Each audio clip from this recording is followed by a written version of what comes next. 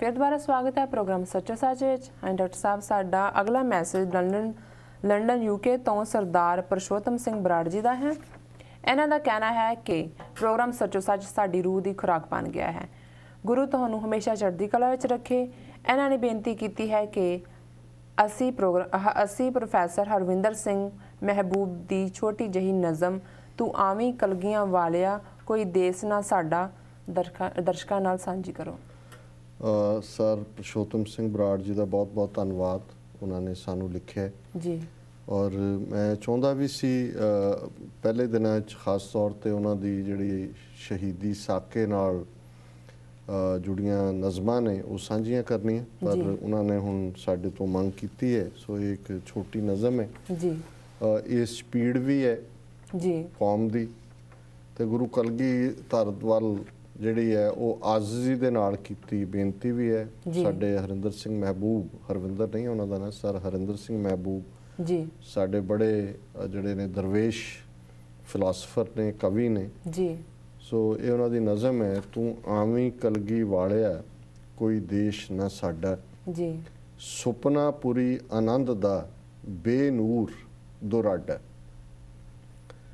तैंडा रहम पछाण के मैं निश्चा करया रुत काम परदेस दी कोई बूट ना हरिया सुंजा सतलुज चिरां तो बेनीर है दरिया तू आवी कलगी वालिया कोई देश न साडा सुपना पुरी आनंद दा बेनूर दुराडा सुंजे पत्तन चिरां दे कोई खबर न तैनू सतलुज भरिया लहू दा दस मिलिए किनू शौ तकदीर दी खेड दा बिन दसिया मैनू मुल्खां वालियां लाया दरवेश नाल आडा तू आवी कलगी वालिया कोई देश न साडा सुपना पुरी आनंद दा बेनूर दुराडा दामन तैंडा पाड़ के विच रुलिया रोइयां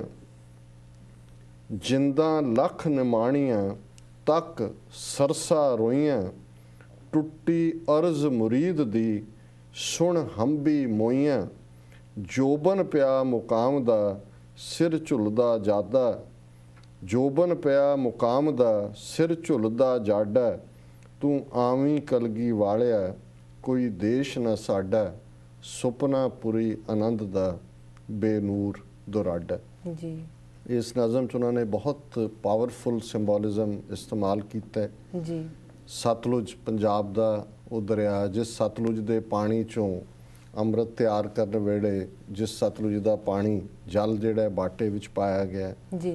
सतलुज पंजाब की किस्मत का वड्डा दरिया है, सतलुज ब्यास रावी जी। और उस नूं बेनीर पर इधर सरसा क्योंकि 10वें पातशाह का परिवार विछोड़ा सरसा के कंढे हुंदा है, सरसा के कंढे जंग हुंदी है जी। सो सतलुज बेनीर है, पानी खो लिया पंजाब दा ते सरसा जिहड़ा वो लहू दे नाल भरिया होया जदों भरिया सतलुज भरिया लहू दा पानी खो लिया सतलुज दा उस नूं लहू दे नाल भर दित्ते ते जदों सरसे की गल कीती है कि जिंदा लख निमाणियां तक सरसा रोइयां जी। हुण वो भी रो रहा है कि किवें जड़ियाँ निमाणियां जिंदा रुल रही ने और दामन तैंडा पाट के विच रुलिया रोइयां ते गुरु कलगीधर दा चमकौर साहब तो माछीवाड़े तक का सफ़र पैरां च कंडे दामन फटिया उस सिंबोलिज्म नूं अज दे वक्त दे विच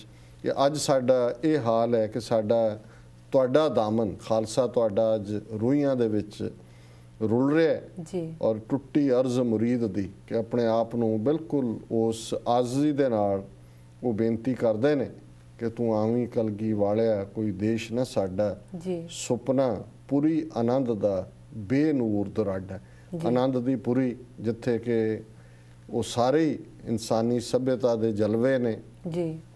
भाई कन्हैया ने, भाई नंद लाल ने, भाई बचित्र सिंह ने, चार चफेरा आनंद ही आनंद है, आनंद दी पूरी आनंद अंदर भी वसदा है, आनंदपुरी आनंदपुर च भी वसदी है ते साडी गुरुआं दी धरती उस गुरुआं दे आनंद दी धरती है पर अज साडा उस पूरी आनंद दा सुपना जिहड़ा है ਜੀ ਉਹ ਬੇਨੂਰ ਹੈ।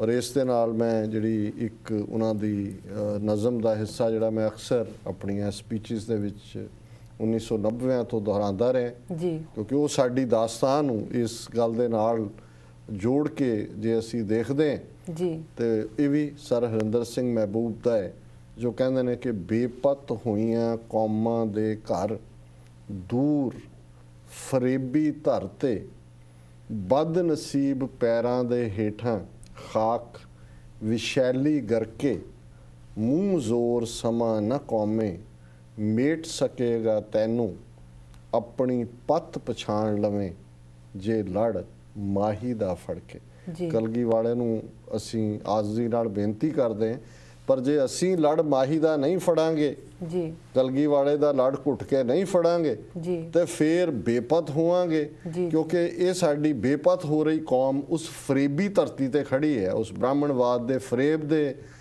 ਉਸ ਧਰਾਤਲ ਦੇ ਉੱਤੇ ਖੜੀ ਹੈ ਜੀ ਤੇ ਮੂੰਹ ਜ਼ੋਰ ਸਮਾਂ ਕੌਮ ਨੂੰ ਉਸ ਧਰ ਦੇ ਉੱਤੇ ਚੈਲੰਜ ਕਰ ਰਿਹਾ। ਜੀ। ਪਰ ਉਹ ਕਹਿੰਦੇ ਨੇ ਸਮਾਂ ਵੀ ਬੇਸ਼ੱਕ ਮੂੰਹ ਜ਼ੋਰ ਹੋਏ, ਬੇਸ਼ੱਕ ਫਰੇਬੀ ਧਰ ਵੀ ਹੋਏ, ਜੀ। ਪਰ ਜੇ ਆਪਣੇ ਮਾਹੀ ਦਾ, ਆਪਣੇ ਪਿਆਰੇ ਦਾ, ਆਪਣੇ ਪ੍ਰੀਤਮ ਦਾ, ਆਪਣੇ ਬਾਜਾਂ ਵਾਲੇ ਦਾ, ਆਪਣੇ ਕਲਗੀਆਂ ਵਾਲੇ ਦਾ ਲੜ ਘੁੱਟ ਕੇ ਫੜ ਲਾਂਗੇ ਜੀ ਜੀ ਤੇ ਫਿਰ ਕੋਈ ਵੀ ਜਿਹੜਾ ਹੈ ਉਹ ਸਾਡਾ ਨੁਕਸਾਨ ਨਹੀਂ ਕਰ ਸਕੇਗਾ। ਆਪਣੀ ਪੱਤ ਪਛਾਣ ਲਵੇਂ ਜੀ। ਜੇ ਲੜ ਮਾਹੀ ਦਾ ਫੜ ਕੇ। ਜੀ ਡਾਕਟਰ ਸਾਹਿਬ ਤੁਹਾਡਾ ਬਹੁਤ ਬਹੁਤ ਧੰਨਵਾਦ। ਤੁਸੀਂ ਸਾਡੇ ਦਰਸ਼ਕਾਂ ਵੱਲੋਂ ਆਈਆਂ ਈਮੇਲਸ ਮੈਸੇजेस ਉੱਪਰ ਆਪਣੇ ਵਿਚਾਰਾਂ ਦੀ ਰੋਸ਼ਨੀ ਪਾਈ ਤੇ ਹੁਣ ਅਸੀਂ ਈਮੇਲਸ ਮੈਸੇਜ ਦਾ ਸਿਲਸਿਲਾ ਇੱਥੇ ਖਤਮ ਕਰਕੇ ਸਵਾਲ ਜਵਾਬ ਦਾ ਸੈਸ਼ਨ ਸ਼ੁਰੂ ਕਰਦੇ ਹਾਂ। ਤੇ ਅੱਜ 7 ਜੂਨ 2013 ਨਾਨਕਸ਼ਾਹੀ 545 ਦਾ ਦਿਨ ਹੈ ਤੇ ਹੁਣ ਤੁਸੀਂ ਸਾਡੇ ਦਰਸ਼ਕਾਂ ਨੂੰ ਦੱਸੋ ਅੱਜ ਦੇ ਦਿਨ ਦੀ ਇਤਿਹਾਸਕ ਅਹਿਮੀਅਤ ਕੀ ਹੈ। ਸਿੱਖ ਹਿਸਟਰੀ 'ਚ ਸਿੱਖ ਰੈਫਰੈਂਸ ਲਾਇਬ੍ਰੇਰੀ ਦਾ ਅਸੀਂ ਜ਼ਿਕਰ ਕੀਤਾ ਹੈ ਕਿ ਕਿਵੇਂ ਉਹਨੂੰ ਲੁੱਟ ਕੇ ਫਿਰ ਸਾੜਿਆ ਗਿਆ। ਜੀ ਸਿੱਖ ਫੌਜ ਨੇ ਕਿਉਂਕਿ 6 ਜੂਨ ਦੇ ਹਮਲੇ ਤੋਂ ਬਾਅਦ 7 ਤੋਂ 10 ਜੂਨ ਤੱਕ ਜਿਵੇਂ ਰਾਮਗੜ੍ਹ, ਗੰਗਾਨਗਰ, ਜੰਮੂ, ਪੁੰਛ, ਨਾਗਾਲੈਂਡ, ਅਸਾਮ, ਪੂਨਾ ਅਸੀਂ ਜ਼ਿਕਰ ਕੀਤਾ ਸੀ ਪਿਛਲੇ ਦਿਨ। ਜੀ ਇਹਨਾਂ ਥਾਵਾਂ ਤੋਂ ਹਜ਼ਾਰਾਂ ਦੀ ਗਿਣਤੀ 'ਚ ਧਰਮੀ ਫੌਜੀ ਹਰਿਮੰਦਰ ਸਾਹਿਬ ਵੱਲ ਆਏ।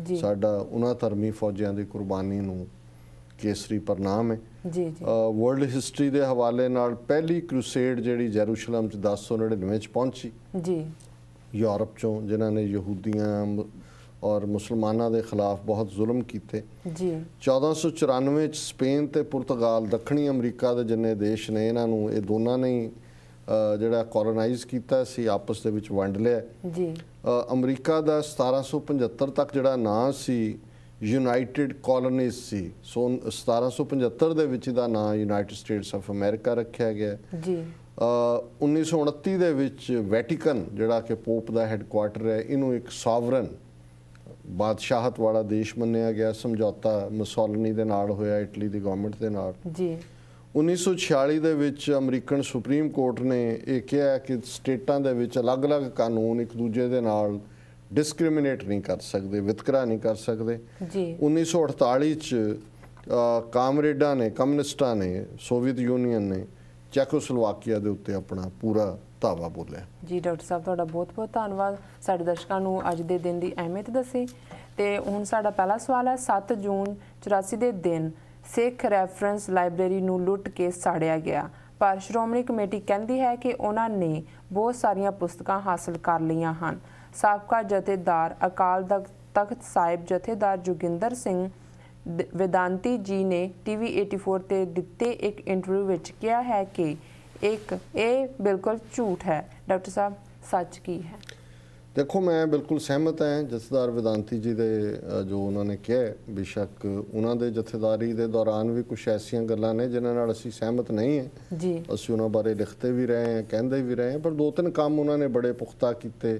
ਜੀ ਉਹਨਾਂ 'ਚ 2003 ਜਦੋਂ ਨਾਨਕਸ਼ਾਹੀ ਕੈਲੰਡਰ ਲਾਗੂ ਹੋਇਆ, ਉਹ ਜਥੇਦਾਰ ਸਨ। ਜੀ ਇਸ ਤੋਂ ਇਲਾਵਾ RSS ਨੇ ਇੱਕ ਵਾਰੀ ਇਹ ਕਿਹਾ ਸੀ ਜੀ ਅਸੀਂ ਮੰਦਰਾਂ ਦੇ ਵਿੱਚ ਪ੍ਰਕਾਸ਼ ਕਰਾਂਗੇ ਗੁਰੂ ਗ੍ਰੰਥ ਸਾਹਿਬ ਦਾ। ਜੀ ਇਸ ਮੁੱਦੇ ਤੇ ਵੀ ਉਹਨਾਂ ਨੇ ਬੜੀ ਮਜ਼ਬੂਤੀ ਦੇ ਨਾਲ ਸਟੈਂਡ ਲਿਆ ਸੀ। ਔਰ ਫਿਰ ਨਿਊਯਾਰਕ ਦੀ ਸਟੇਜ ਤੇ ਉਹਨਾਂ ਨੇ ਖੁੱਲ੍ਹ ਕੇ ਨਿਊਯਾਰਕ ਸਿੱਖ ਡੇ ਪੈਰੇਡ ਦੇ ਮੌਕੇ ਕਿਹਾ ਕਿ ਜੀ ਪੰਛੀਆਂ ਨੂੰ ਵੀ ਆਪਣਾ ਘਰ ਚਾਹੀਦਾ, ਸਿੱਖਾਂ ਨੂੰ ਆਪਣਾ ਦੇਸ਼ ਖਾਲਿਸਤਾਨ ਚਾਹੀਦਾ, ਜਿਸ ਤੋਂ ਬਾਅਦ ਉਹਨਾਂ ਦੀ ਛੁੱਟੀ ਕਰ ਦਿੱਤੀ ਗਈ ਜੀ। ਸੋ ਉਹਨਾਂ ਨੇ, ਕਿਉਂਕਿ ਆਪ ਉਹ ਸਕਾਲਰ ਨੇ, ਗੁਰੂ ਗ੍ਰੰਥ ਸਾਹਿਬ ਦੀਆਂ ਬੀੜਾਂ ਦੇ ਉੱਤੇ ਉਹਨਾਂ ਨੇ ਕੰਮ ਕੀਤਾ ਹੋਇਆ, ਉਹ ਸਾਰੇ ਮਾਹੌਲ ਤੋਂ ਵਾਕਿਫ ਨੇ ਜੀ। ਸੋ ਉਹਨਾਂ ਨੇ ਇਹ ਬੜੀ ਮਜ਼ਬੂਤੀ ਨਾਲ ਕਿਹਾ ਵੀ ਇਹ ਬਿਲਕੁਲ ਝੂਠ ਬੋਲਦੇ ਨੇ, ਇਹਨਾਂ ਨੇ ਕੋਈ ਇਹਨਾਂ ਨੂੰ ਕੁਝ ਨਹੀਂ ਦਿੱਤਾ ਹੈ। ਉਹ ਇੰਨੇ ਟਰੰਕਾਂ ਦੇ ਵਿੱਚ ਜਿਹੜੇ ਭਰ ਕੇ ਜਿਹੜੀ ਹੈ 7 ਜੂਨ ਨੂੰ ਲੈ ਗਈ ਸੀ ਫੌਜ ਜੀ। ਔਰ ਅਸੀਂ ਪਹਿਲਾਂ ਵੀ ਜ਼ਿਕਰ ਕੀਤਾ ਸੀ ਤਾਂ ਇਹ ਦਿਨ ਹੀ ਅੱਜ ਦਾ 7 ਜੂਨ ਦਾ ਸਿੱਖ ਰੈਫਰੈਂਸ ਲਾਇਬ੍ਰੇਰੀ ਦੇ ਉਸ ਖਜ਼ਾਨੇ ਨੂੰ ਸਮਰਪਿਤ ਕੀਤਾ। ਸੋ ਮੈਂ ਸਮਝਦਾ ਵੀ ਸਿੱਖਾਂ 'ਚ ਅਵੇਅਰਨੈਸ ਹੋਣੀ ਚਾਹੀਦੀ ਔਰ ਇਹ ਖਜ਼ਾਨਾ ਜਿਹੜਾ ਹੈ ਸਾਡਾ ਉਹਨਾਂ ਨੇ ਲੁੱਟ ਕੇ ਖੜਿਆ ਹੋਇਆ, ਇਹਨੂੰ ਵਾਪਸ ਮੁੜਵਾਉਣਾ ਚਾਹੀਦਾ ਜੀ। ਡਾਕਟਰ ਸਾਹਿਬ, ਸਾਡਾ ਅਗਲਾ ਸਵਾਲ ਹੈ, ਗੁਰਦੁਆਰਾ ਰਕਾਬਗੰਜ ਸਾਹਿਬ ਵਿਖੇ 12 ਜੂਨ ਨੂੰ ਸ਼ਹੀਦੀ ਯਾਦਗਾਰ ਦਾ ਨੀਂਹ ਪੱਥਰ ਪੰਜ ਸਿੰਘ ਸਾਹਿਬਾਨ ਵੱਲੋਂ ਰੱਖਿਆ ਜਾਵੇਗਾ, ਇਸ ਬਾਰੇ ਤੁਹਾਡੇ ਕੀ ਕਮੈਂਟਸ ਹਨ? ਦੇਖੋ, ਅਸੀਂ ਪਹਿਲਾਂ ਵੀ ਇਸ ਤੇ ਟਿੱਪਣੀ ਕਰ ਚੁੱਕੇ ਹਾਂ। ਅਸੀਂ ਸਵਾਗਤ ਕਰਦੇ ਹਾਂ ਕਿ ਗੁਰਦੁਆਰਾ ਰਕਾਬਗੰਜ ਸਾਹਿਬ ਦੇ ਅੰਦਰ ਹੀ ਸਹੀ ਘੱਟੋ ਘੱਟ ਨਵੰਬਰ 84 ਦੇ ਜਿਹੜੇ ਬੇਗੁਨਾਹ ਮਾਰੇ ਗਏ ਸਿੱਖ ਨੇ ਉਹਨਾਂ ਦੀ ਯਾਦਗਾਰ ਤਾਂ ਬਣ ਰਹੀ ਹੈ ਜੀ, ਪਰ ਉਹਦੇ 'ਚ ਥੋੜੀ ਜਿਹੀ ਸ਼ਰਾਰਤ ਇਸ ਸਾਰੇ 'ਚ ਹੈ ਕਿ ਇਹਨਾਂ ਨੇ ਨਾਨਕਸ਼ਾਹੀ ਕੈਲੰਡਰ ਮੁਤਾਬਕ ਗੁਰੂ ਅਰਜਨ ਸਾਹਿਬ ਦਾ ਸ਼ਹੀਦੀ ਦਿਨ 16 ਜੂਨ ਹੈ ਜੀ। ਹੁਣ ਇਹਨਾਂ ਨੇ ਇਹ ਰੱਖਿਆ ਕਿ 12 ਜੂਨ ਨੂੰ ਜਿਹੜਾ ਬਿਕਰਮੀ ਜਿਹੜਾ ਹਿੰਦੂਕਰਨ ਕੀਤਾ ਕੈਲੰਡਰ ਦਾ ਉਹਦੇ ਮੁਤਾਬਕ ਹੈ ਗੁਰੂ ਅਰਜਨ ਸਾਹਿਬ ਦਾ ਸ਼ਹੀਦੀ ਦਿਨ।